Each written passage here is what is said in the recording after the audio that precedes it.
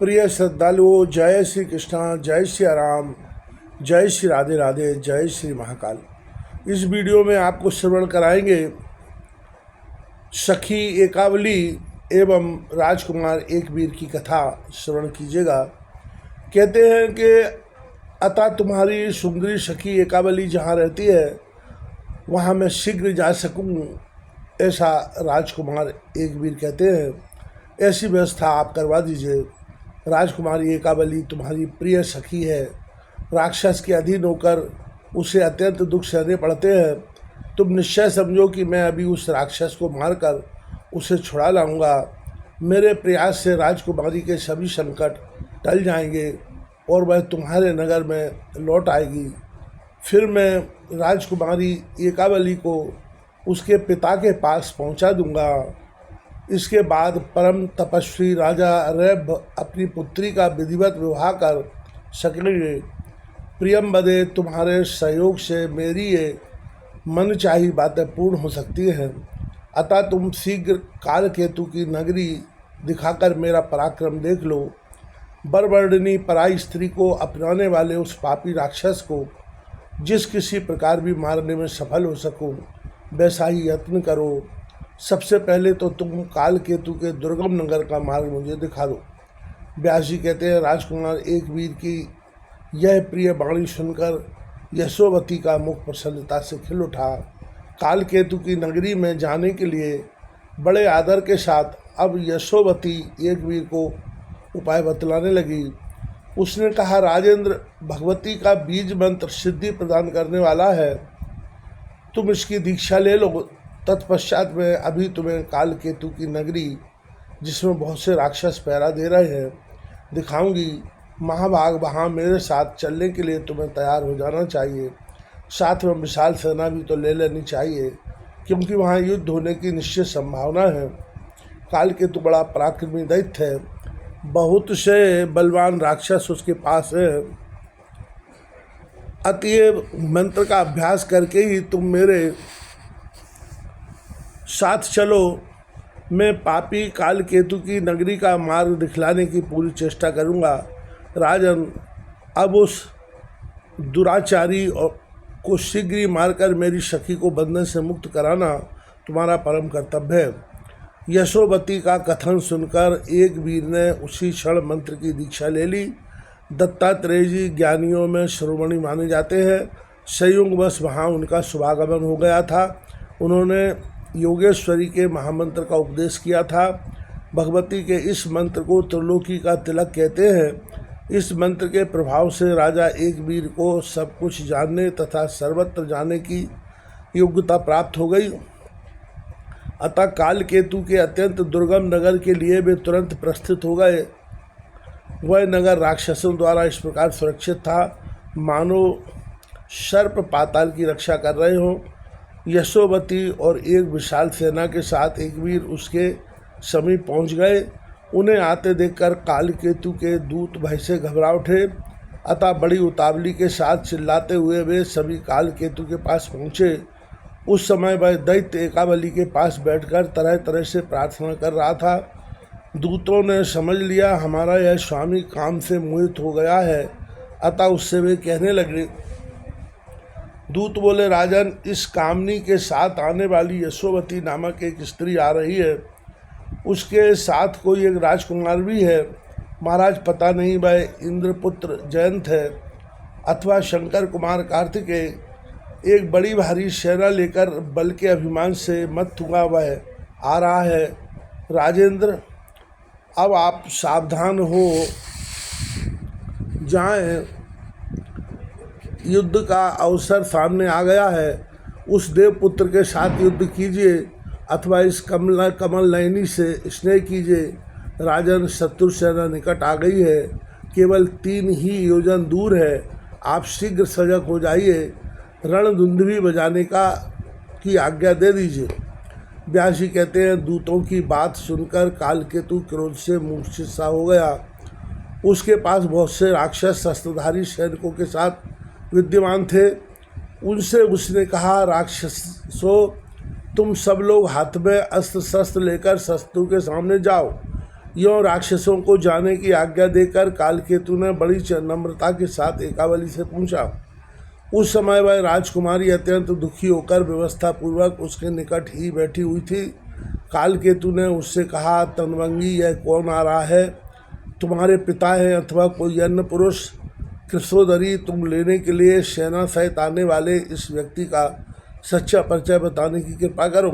संभव है तुम्हारे पिता विरह से आतुर होकर तुम्हें लेने के लिए आ रहे हों। मैं यदि जान जाऊंगा कि ये तुम्हारे पिताजी हैं तो मैं संग्राम नहीं करूंगा, बल्कि उन्हें सादर घर पर ले आऊँगा और रत्न, वस्त्र एवं आभूषण, घोड़े भेंट देकर उनका स्वागत करूँगा।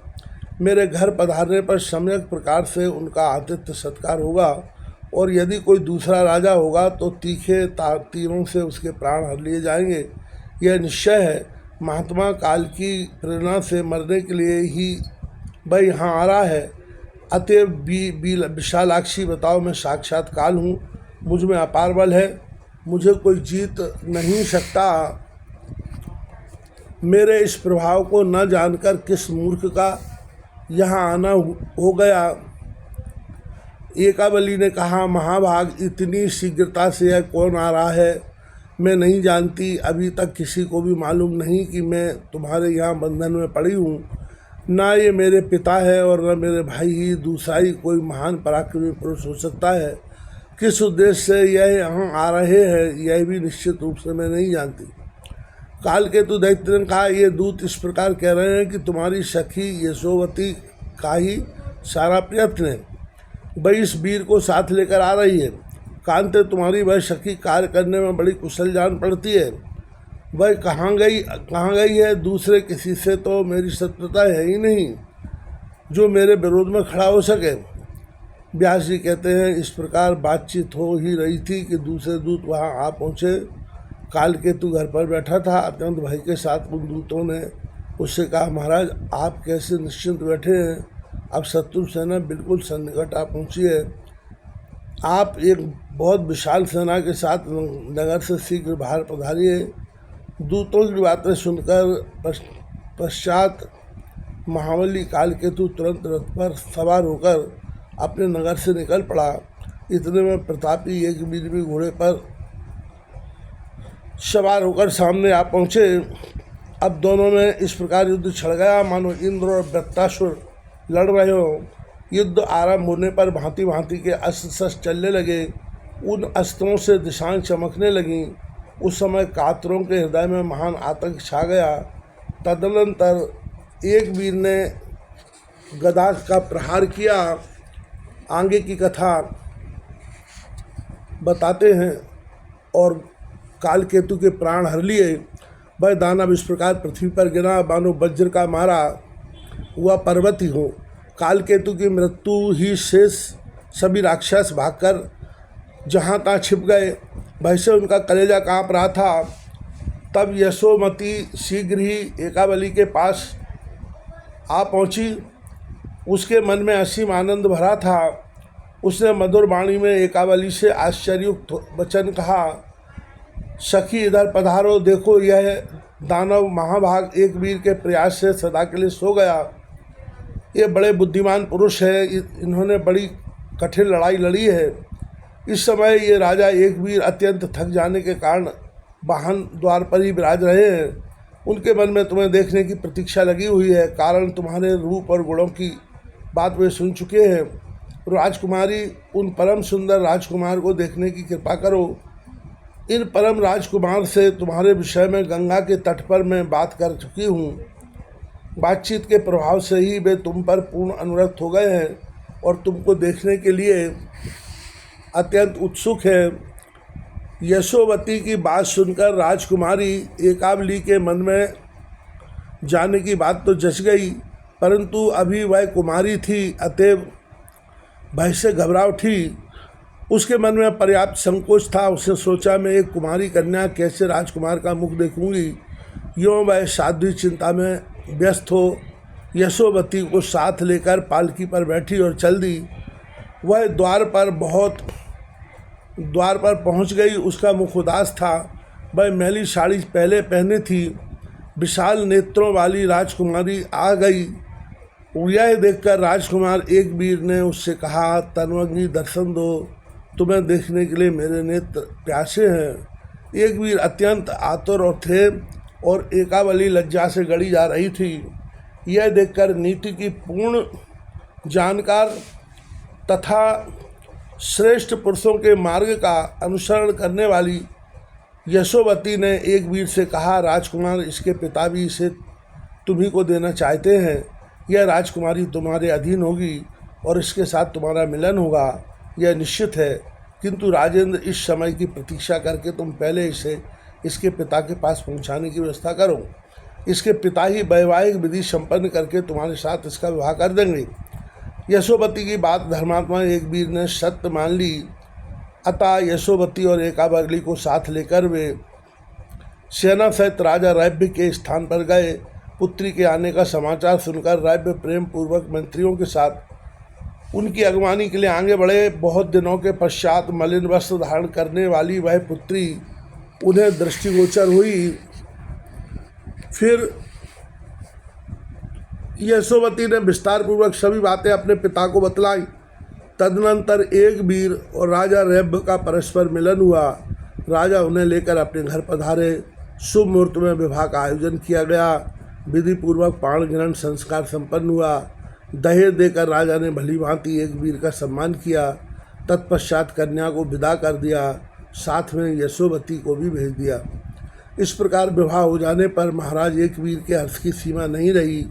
अब वे अपने भवन पहुँचे और प्रेयसी भार्या एकावली के साथ रहकर भांति भांति के भोग भोगने लगे। उन्होंने एकावली के गर्भ से एक विख्यात हुए पुत्र उत्पन्न किया जो कृतवीर नाम से विख्यात हुए। उन्हीं कृतवीर के पुत्र कार्तिवीर हैं। इस प्रकार मैं इस वंशावली का वर्णन कर चुका हूँ।